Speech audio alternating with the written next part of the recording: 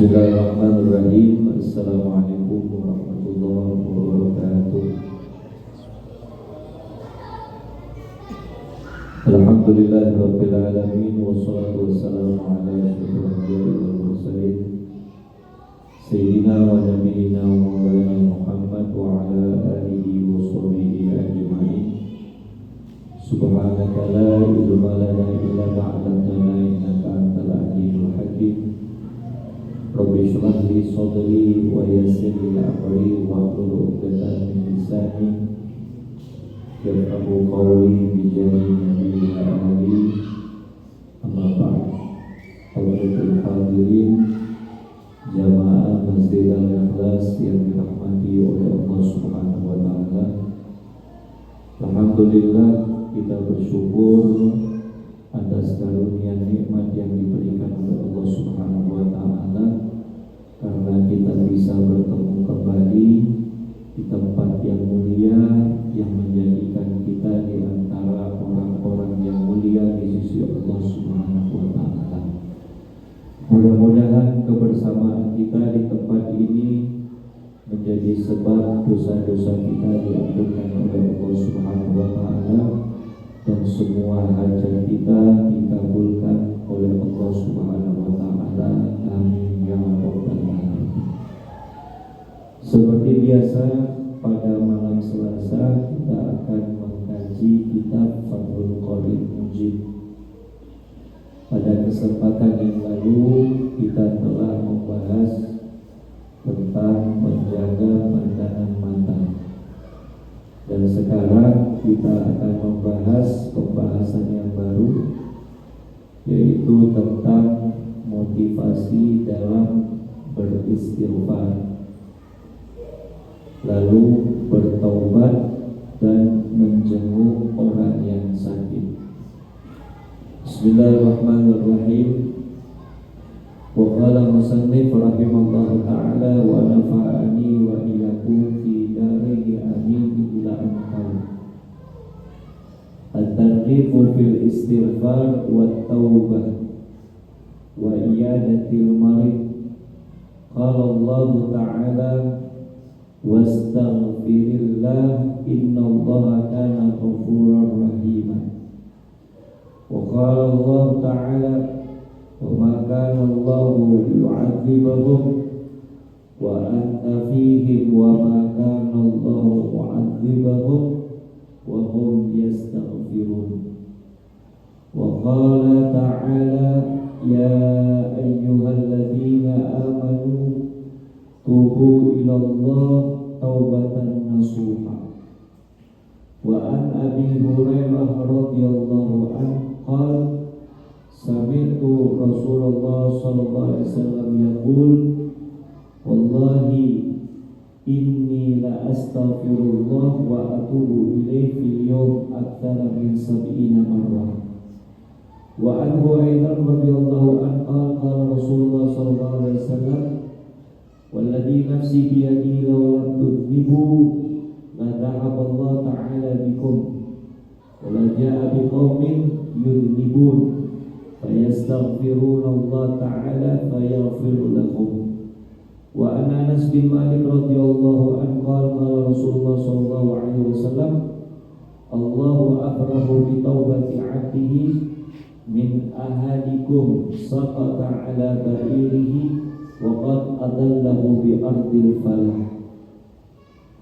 Hadirin jamaah sekalian yang dimuliakan oleh Allah Subhanahu wa taala. Kita sebagai hamba Allah Subhanahu wa taala yang diciptakan oleh Allah, pastilah tidak akan pernah luput dari yang namanya perbuatan dosa atau maksiat. Ini sesuai dengan yang pernah disampaikan oleh Nabi kita Muhammad SAW. Rasulullah SAW mengatakan, kullu ibnu Adam khata'un wa kullu khata'in at-tawwabun, atau kama qala Rasul SAW. Setiap manusia itu pasti pernah melakukan perbuatan dosa. Dan sebaik-baiknya orang yang pernah berdosa adalah dia yang mau bertaubat. Jadi mohon maaf, memang ada perbedaan antara kita dengan malaikat. Malaikat diberikan oleh Allah Subhanahu wa taala kesempurnaan tanpa nafsu. Manusia diberikan oleh Allah Subhanahu wa taala dengan kesempurnaan akal tapi ada nafsu. Namun kita bisa memiliki tingkatan ibadah yang sempurna di atas malaikat kalau kita mampu untuk mengendalikan hawa nafsu. Cuman sebagaimana yang kita lihat, banyak sekali perbuatan dosa atau kemaksiatan yang kita lakukan, baik itu kemaksiatan yang tampak ataupun yang tidak tampak, yang kita ketahui ataupun yang tidak kita ketahui, ternyata itu adalah perbuatan dosa yang menyebabkan kita semua ini menjadi makhluk yang rendah di mata Allah Subhanahu wa ta'ala. Oleh karena itu kita selalu diingatkan oleh Nabi SAW tentang banyak hal. Di antaranya Nabi mengingatkan kita agar jangan mudah melakukan perbuatan dosa. Dan kalaupun kita terjatuh dalam perbuatan dosa, jangan sampai kita menganggap remeh perbuatan dosa itu. Khawatir ketika kita menganggap perbuatan dosa itu remeh, ternyata di dalamnya ada murka Allah Subhanahu wa ta'ala. Kalau sudah murka Allah turun, maka kita akan mendapatkan kesengsaraan di dunia dan juga kesengsaraan di akhirat. Kemudian yang berikutnya adalah jangan selalu mengulang-ulang perbuatan dosa walaupun itu kecil. Karena perbuatan dosa walaupun itu kecil, kalau dilakukan berkali-kali maka itu akan menjadi banyak. Kalau kita beri gambaran para hadirin, ketika ada seorang anak yang melakukan kesalahan kepada ayahnya dari kesalahan yang kecil, mungkin yang pertama ayahnya itu marah tapi tidak murka. Misal anaknya jatuhin piring pecah karena joget sana joget sini misalnya, bapaknya marah. Tapi Anda bayangkan kalau semisalnya anak itu mengambil piring lalu kemudian memecahkan piring dengan sengaja berkali-kali. Iseng, tas pecah, diambil lagi, tas pecah. Itu bukan hanya marah. Sebagai orang tua pasti murka. Sama halnya dengan Allah. Allah Subhanahu wa ta'ala ketika melihat satu orang di antara hamba Allah yang berdosa, Allah marah. Tapi Allah belum murka. Bahkan dikatakan di dalam riwayat, ya, kita setiap manusia ini punya dua malaikat, satu malaikat pencatat amal kebaikan, satu malaikat pencatat amal keburukan. Kalau ada seorang hamba yang melakukan kebaikan, maka malaikat pencatat amal kebaikan itu responnya sangat cepat, langsung dicatat. Tapi kalau untuk melakukan keburukan dari satu bentuk dosa atau kemaksiatan yang dilakukan oleh seorang hamba, maka malaikat pencatat amal keburukan itu tidak langsung respon cepat untuk mencatatnya. Diberikan teguran oleh malaikat pencatat kebaikan, sebentar, jangan buru-buru. Kita lihat dulu, mungkin setelah ini dia mau tobat atau istighfar kepada Allah, sehingga dia kembali kepada Allah dalam keadaan bersih. Sebentar, mungkin dia hanya niat saja untuk melakukan keburukan, belum ada pengaplikasian pengamalan dalam pekerjaan maksiat tersebut. Ditunggu oleh malaikat. Berapa lama? Di dalam kitab itu dijelaskan situs saat 6 jam. Tapi 6 jamnya malaikat ini Allah yang lebih mengetahui maknanya. Bisa jadi itu 6 detik, bisa jadi itu 6 menit, bisa jadi itu 6 jam, atau mungkin lebih daripada 6 jam. Yang jelas, kalau kita sudah merasa jatuh dalam perbuatan dosa, lalu kita sadar untuk kembali kepada Allah, maka Allah Subhanahu wa ta'ala membuka pintu taubat, pintu kembalinya seorang hamba kepada Allah Subhanahu wa ta'ala. Yang paling kasihan itu Pak adalah ketika seorang hamba yang tidak pernah merasa bahwa yang dia lakukan itu dosa, yang dia lakukan itu maksiat, yang dia lakukan itu adalah sebab turunnya murka Allah Subhanahu wa ta'ala. Nauzubillah min dzalik. Ya. Ini yang dikhawatirkan. Ini yang dikhawatirkan. Maka beruntung kalau kita itu diberikan taufik oleh Allah Subhanahu wa ta'ala untuk mengetahui mana hakikat dosa, mana hakikat pahala.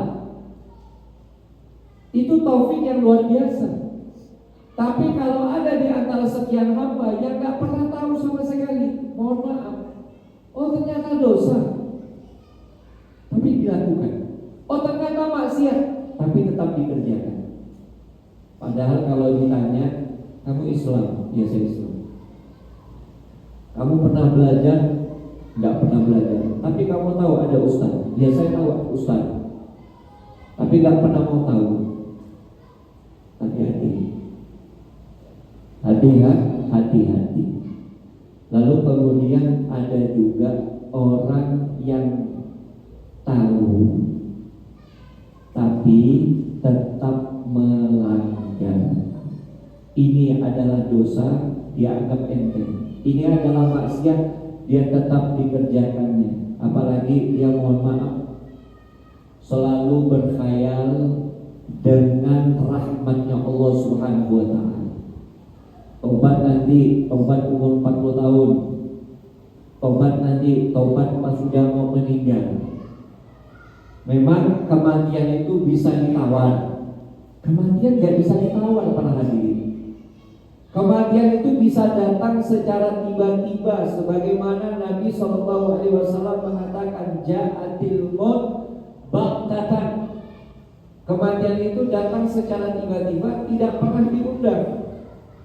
Kalau hari ini kita bermaksiat, kalau jam ini kita bermaksiat, tidak tahunya di hari itu adalah jam kematiannya kita, maka naudzubillah min dzalik, matinya kita belum taubat kepada Allah.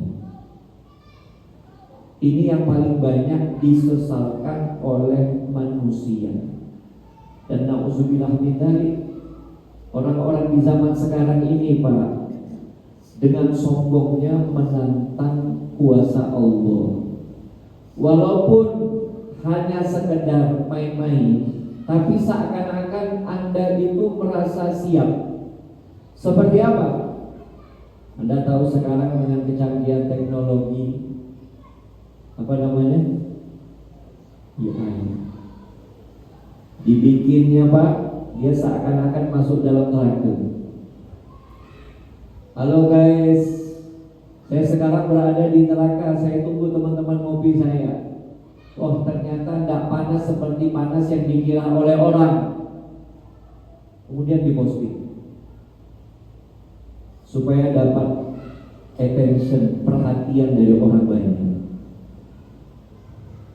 Dia nggak sadar, ya, dia itu merasa bahwa dia layak sebagai penghuni neraka. Padahal nafidalik, semua para nabi, para rasul itu takut dengan azab Allah. Mulai dari azab di kuburan sampai nanti diazab di nerakanya Allah. Nah, orang zaman sekarang dimain-mainkan. Ya, macam waktu dulu pernyataan dari salah satu selebritis Indonesia. Biarkan saya masuk neraka, saya senang nanti saya ketemu dengan idola-idola saya di neraka. Nah, memang enak neraka. Semua orang itu berlindung kepada Allah dari siksaan api neraka, panasnya api neraka. Makanya banyak orang-orang dari zaman dulu sampai zaman sekarang, kalau belum meninggal masih diberi kesempatan hidup, cepat taubat. Sebagaimana yang dikatakan oleh Nabi, badiru bil a'mali salihah wa tubu ila rabbikum. Cepat lakukan banyak amal soleh, bersegeralah kalian bertobat kepada Allah Subhanahu wa ta'ala. Itu sudah disampaikan oleh Nabi Shallallahu Alaihi Wasallam. Makanya dalam beberapa ayat Al-Quran seperti ayat yang pertama, wastaghfirillah innallaha kana ghafurur rahim, dan minta ampunlah kamu kepada Allah Subhanahu wa ta'ala, sesungguhnya Allah Maha Pengampun lagi Maha Penyayang. Mengucap istighfar itu bagian dari taubat. Kita beristighfar itu bagian dari taubat. Tapi kalau kita maknai taubat yang sesungguhnya, istighfarnya itu tidak hanya cukup sekedar di lisan saja, tapi ada rasa penyesalan di dalam hati. Ya Allah, habis maksiat, astagfirullahaladzim, astagfirullahaladzim, astagfirullahaladzim. Mungkin kalau bentuk kemaksiatan seperti melakukan, mohon maaf, berzina dan lain sebagainya, itu tidak banyak diketahui oleh orang antara dia dengan Allah. Tapi ini biasanya yang banyak diketahui oleh banyak orang. Seperti apa? Meninggalkan sholat. Meninggalkan sholat itu maksiat kepada Allah, bentuk perbuatan dosa yang besar. Nah, kadang ada keluarga kita meninggalkan sholat, kebangun jam 9, dah istighfar, malah cepat mandi, sibuk bereskan handphone, langsung pergi. Paham ya? Teman kita juga kadang ada yang seperti itu, dan mudah-mudahan itu tidak terjadi kepada diri kita. Anda kalau misalnya kebangun, matahari sudah terbit, selama Anda masih ada penyesalan ditambah dengan istighfar, berarti hati Anda itu diinginkan oleh Allah untuk selalu mendapatkan kebaikan. Astagfirullah, ya Allah, ketiduran, cepat-cepat bangun, langsung ke WC, langsung sholat. Bagus apa enggak? Bagus. Langsung merasa bersalah di hadapan Allah, taubat kepada Allah, cepat melaksanakan kewajiban. Kalau seandainya kita kebangun siang, ya, lewatnya subuh, hari lagi selimut, nyambung lagi tidur sampai zuhur. Hati-hati, Ya, yang semacam ini menggampangkan perintah Allah Subhanahu wa Ta'ala. Karena itu para hadirin yang dimuliakan oleh Allah, kita bertobat itu hukumnya wajib. Tobat itu bukan hanya bagi para pendosa yang mungkin kalau dia merasa saya banyak dosa dari umur sekian sampai sekian, dari umur sekian sampai sekian. Nabi SAW itu dikatakan dengan ucapannya Nabi, inilah astaghfirullah fil yawm aksar min mi'ah marrah. Aku ini setiap hari, kata Nabi Muhammad, beristighfar kepada Allah dalam satu hari lebih dari 100 kali. Kata para alim ulama, Nabi Muhammad itu seorang nabi yang terjaga dari segala macam bentuk kemaksiatan. Lalu kenapa Nabi Muhammad SAW beristighfar kepada Allah? Yang pertama, Nabi merasa kurang dalam ibadah yang beliau lakukan kepada Allah. Maka beliau meminta ampun. Mudah-mudahan dengan permintaan ampun ini Allah maafkan. Yang kedua, kata ulama, itu ajaran pendidikan dari Rasulullah kepada kita sebagai umatnya agar selalu beristighfar. Pertanyaannya para hadirin, apa perbedaan antara kita dengan Nabi Muhammad? Nabi Muhammad maksum, kita maksum gak? Nabi Muhammad terjaga dari dosa, kita terjaga dari dosa gak? Satu pun dari kita, siapapun mereka, pasti pernah melakukan perbuatan dosa atau maksiat. Maka seharusnya kita itu lebih banyak beristighfar. Kita harus lebih banyak bertobat. Ya, alhamdulillah kalau hari ini Anda sholat. Alhamdulillah kalau hari ini Anda melakukan satu bentuk amal soleh seperti sedekah. Alhamdulillah. Kenapa saya mengatakan itu adalah alhamdulillah? Karena Nabi SAW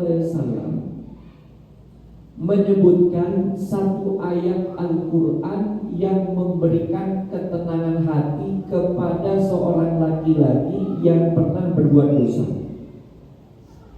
Dikala itu dia tergoda dengan seorang perempuan, maka terjadilah perbuatan yang tidak baik seperti berpelukan, berciuman, tapi tidak melakukan zina hubungan badan.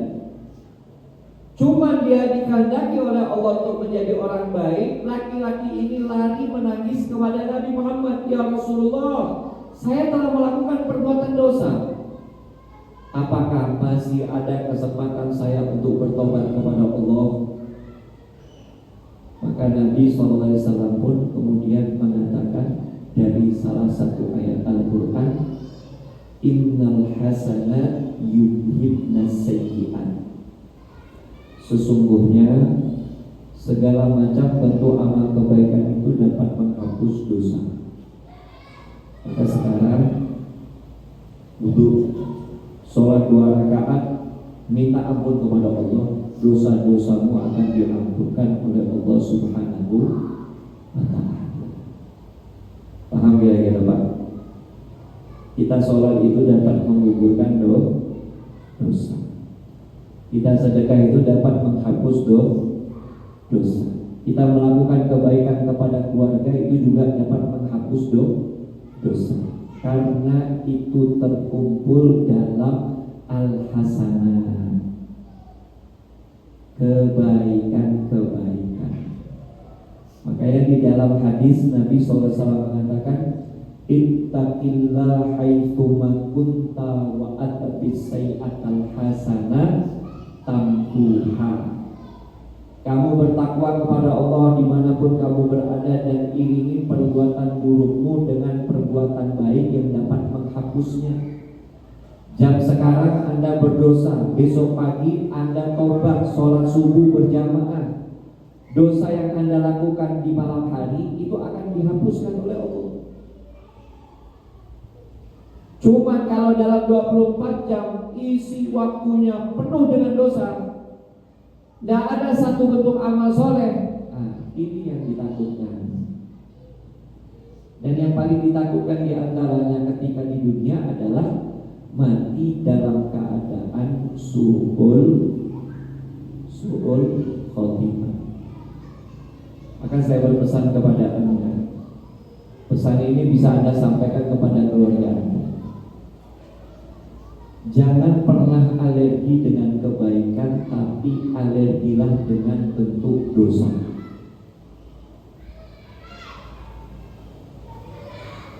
Kalau ada orang yang ngajak Anda ke masjid, Anda tidak usah alergi. Anda harus terima kenyataan itu baik. Kalau ada orang yang ngajak Anda bersedekah, itu baik. Anda jangan alergi. Itu yang akan menyelamatkan Anda dari siksaan neraka. Hadir majelis zikir itu yang akan menyelamatkan Anda di siksaan neraka. Tapi kalau ada orang yang mohon maaf, mengajak maksiat, meninggalkan sholat, membiarkan anaknya kumpul dengan teman yang bukan mahram, itu Anda harus alergi. Anda tidak terima. Ya, jangan dianggap biasa. Mohon maaf, jangan dianggap biasa. Kalau kita menganggap biasa satu bentuk perbuatan dosa, berarti itu ada nilai kesombongan di dalam hati kita. Kepada siapa? Kepada Allah. Seakan-akan kita ingin mengatakan kepada Allah, ya Allah, lihat hamba-Mu yang bermaksiat, apa yang akan Kau berikan kepadaku ya Allah? Padahal sudah diingatkan oleh Imam Sufyan Ats-Tsauri radhiyallahu anhu yang mengatakan, kullu maksiatin asluha bisyahwa yurja ghufranuha wa kullu maksiatin bil kibir la yurja ghufranuha. Segala macam bentuk kemaksiatan yang didorong dengan hawa nafsu tapi tidak ada kesombongan, itu masih ada harapan dosanya diampunkan oleh Allah. Tapi kalau segala macam bentuk kemaksiatan yang bukan hanya didorong dari hawa nafsu saja, tapi dikuatkan dengan kesombongan, maka itu sulit untuk diampunkan oleh Allah. Siapa bilang mati itu sakit? Siapa bilang azab kubur itu ada? Ini tentang Allah. Berarti dia Siapa bilang buka aurat itu haram, dosa? Siapa yang bilang? Hati-hati. Ya, begitu dicatat, itu salah satu bentuk perbuatan dosa yang sulit untuk diampunkan oleh Allah Subhanahu wa Ta'ala. Maka ayat yang kedua telah dijelaskan bahwasanya Allah Subhanahu wa Ta'ala itu tidak mudah mengadab orang-orang jika orang-orang tersebut beristighfar kepada Allah Subhanahu wa Ta'ala. Dan di dalam ayat ini menjelaskan yang pertama, orang-orang kafir Quraisy itu tidak mudah mendapatkan azab Allah walaupun dia telah melakukan perbuatan zalim kepada Nabi Muhammad. Kenapa? Karena rahmatnya Allah itu turun berkat adanya Rasulullah SAW. Di dalam Al-Quran Allah mengatakan, wa ma kana Allahu yu'adzibahum wa anta fihim. Allah tidak akan memberikan azab kepada mereka sedangkan engkau wahai Muhammad berada bersama mereka. Lalu ayat yang berikutnya, wa ma kana Allahu mu'adzibahum wa hum yastaghfirun. Dan Allah tidak akan memberikan azab kepada satu kelompok manusia jika mereka beristighfar kepada Allah Subhanahu wa Ta'ala. Kalau kita melihat secara definisi, Pak, al-istighfar itu adalah talabul maghfirah min Rabbi, meminta ampun kepada Allah Subhanahu wa Ta'ala. Jadi kalau kita selalu merasa bersalah, banyak yang tidak baik didapatkan dalam hidup kita, kita takut lagi Allah menurunkan hal-hal yang tidak baik kepada kita, maka kita dianjurkan untuk memperbanyak istighfar. Anda gak usah bingung, bentuk istighfar itu banyak. Anda bisa mengucap astagfirullah, astagfirullah. Anda bisa berucap astagfirullahaladzim min kulli dzambin adzim wa atubu ilaih, astagfirullahaladzim alladzi la ilaha illa huwal hayyul qayyum wa atubu ilaih. Atau Anda mau memimpin pendek, astagfirullah, astagfirullah, astagfirullah, tubu ilallah, astagfirullah, tubu ilallah. Terserah. Semuanya berfaedah. Semuanya berfaedah. Yang paling kasihan ketika lisannya sudah diciptakan oleh Allah, tapi untuk beristighfar kepada Allah itu jarang. Padahal Nabi mengatakan tuba li abdi, beruntung bagi setiap hamba man wajada fi sahafatihi istighfaran katsiran, yang mendapatkan buku amalnya di akhirat istighfarnya itu banyak. Istighfarnya itu banyak. Coba Pak, kita lihat kepada diri kita sendiri. Dalam satu hari berapa kali kita istighfar? Kalau hitung dalam 5 waktu sholat, 3 astagfirullahaladzim, 3 kali 5, 15. Masih untung. Tambah lagi berapa? Udah ngikut Nabi. Padahal jumlah Nabi sebenarnya lebih dari itu, 100 kali. Coba kira-kira berapa lama kita menghabiskan waktu istighfar 100 kali?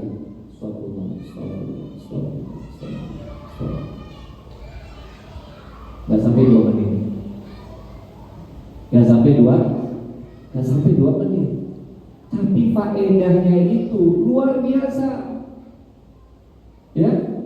Di antara faedahnya sesuai dengan sabda Nabi SAW, man lazimal istighfar, barang siapa yang melazimkan istighfar, ja'ala kulla syai'in makhraja, kulla dhaikin makhraja. Segala hal yang sempit itu dimudahkan oleh Allah. Sesuatu yang kita anggap susah itu akan dimudahkan oleh Allah kalau kita bisa istighfar. Dan kita akan diberikan rezeki dari rezeki yang tidak pernah kita sangka-sangka. Nah, ini kuasanya Allah, bukan kuasanya bos kita, tapi kuasanya Allah Subhanahu wa ta'ala. Maka saya berharap jamaah Masjid Al-Ikhlas ini masing-masing punya amalan-amalan sendiri. Tujuannya tidak lain untuk menyelamatkan diri sendiri. Perlu tidak kira-kira kita istighfar? Perlu nggak kira-kira? Perlu. Di antara faedahnya apa? Melembutkan hati. Melembutkan hati. Selain dari hadis Nabi yang tadi saya sebutkan, di antara faedahnya lagi, insya Allah berkat istighfarnya kita akan dijaga oleh Allah dari segala macam bentuk kemaksiatan. Yang penting bacanya dengan khusyuk, jangan hanya sekedar di lisan saja, ya, jangan sekedar di lisan saja. Kalau kita melihat ada amalan dari para alim ulama. Kalau Anda ingin mendapatkan anugerah rezeki dari Allah Subhanahu wa ta'ala seperti rezekinya manusia yang diciptakan oleh Allah, lalu Anda akan diberikan banyak kebaikan oleh Allah sebagaimana kebaikan itu didapatkan oleh manusia yang diberikan oleh Allah, maka anjuran dari ulama sebelum kita sholat subuh itu membaca astaghfirullah lil mu'minin wal mu'minat sebanyak 27 kali. sebanyak 27. Kalau mau ditambah boleh. Astagfirullah lil mu'minin wal mu'minat wal muslimin wal muslimat, boleh. Bisa kira-kira. Nah, kalau enggak, ya udah baca astagfirullah, astagfirullah, astagfirullah. Enak. Biasakan pegang tasbih, biasakan pegang tasbih atau berzikir dengan tangan supaya kita dapat kebaikan dari Allah Subhanahu wa taala. Lalu kemudian di dalam ayat yang berikutnya, ya ayyuhalladzina amanu tubu ilallah taubatan nasuha. Taubatlah kepada Allah. Arti taubat itu adalah ar-ruju ilallah, kembali kepada Allah Subhanahu wa ta'ala. Yang sebelumnya kita merasa jauh dari Allah, kita ingin dekat kepada Allah, itu adalah taubat. Dan kalau kita berbicara tentang taubat itu ada syaratnya. Syarat yang pertama adalah an-nadmu, penyesalan. Dikatakan oleh Nabi Muhammad SAW, an-nadmu yang taubat. Penyesalan itu bagian dari taubat. Kalau Rasul SAW. Kemudian yang kedua, al-iqla' 'anil dzunub, melepaskan diri dari dosa tersebut. Melepaskan diri dari dosa tersebut. Ya Allah, tidak mau lagi tidak sholat, harus sholat. Dan tidak mau lagi zina, harus jaga diri untuk tidak zina. Kemudian yang ketiga, berjanji untuk tidak mengulangi lagi perbuatan dosa tersebut. Kita jangan mengira, Pak, di akhir zaman seperti saat ini kita banyak melakukan dosa, sementara orang-orang sebelum kita itu enggak melakukan dosa. Justru mereka juga pernah melakukan perbuatan-perbuatan dosa dan termasuk dosa besar. Seperti zaman Nabi Muhammad SAW, ada seorang laki-laki yang bertugas menggali kubur. Dia sudah berprofesi sebagai penggali kubur itu selama 7 tahun. Maka pada suatu hari ketika dia menggali kubur, niatnya tidak baik, kepingin ngambil kain kafan dari salah satu kuburan lalu kemudian dijual. Setelah digali, dilihat ternyata itu kuburan seorang budak perempuan dari kelompok Ansor. Maka dilepaskan kain kafannya. Setelah kain kafannya dilepaskan, dia tertegun, termenung melihat sosok wanita yang baru meninggal dalam keadaan telanjang bulan. Padahal niat awalnya dia hanya ingin mengambil kain kafan, tapi datang iblis merasuki pikiran dan jiwanya. Dia kemudian menzinahi perempuan yang sudah meninggal. Bayangkan, sudah meninggal. Subhanallah, atas izin Allah, mayat ini hidup. Lalu kemudian menegur, celaka kamu akan mendapatkan kesengsaraan dari Allah. Gemetar, takut dia, lari dia. Lari, kemudian datang kepada Rasulullah mengadu tentang perbuatan dosa. Apakah masih ada peluang untuk saya taubat? Begitu Rasulullah mendengar ceritanya, tidak ada lagi pintu taubat untuk kamu. Keluar. Bayangkan, orang sudah meninggal disetubuhi, menyesal. Akhirnya dia kemudian mengambil tempat di atas gunung untuk beruzlah selama 40 malam. Menangis taubat kepada Allah dengan taubat yang sesungguhnya. Maka setelah beberapa hari kemudian, setelah 40 hari kemudian, malaikat Jibril turun bertemu dengan Nabi SAW, lalu kemudian mengatakan, Allah yubrika salam, Allah kirim salam kepadamu wahai Nabi. Dan Allah menyampaikan bahwa Allah telah menerima taubat dari seorang hamba yang melakukan dosa kemarin.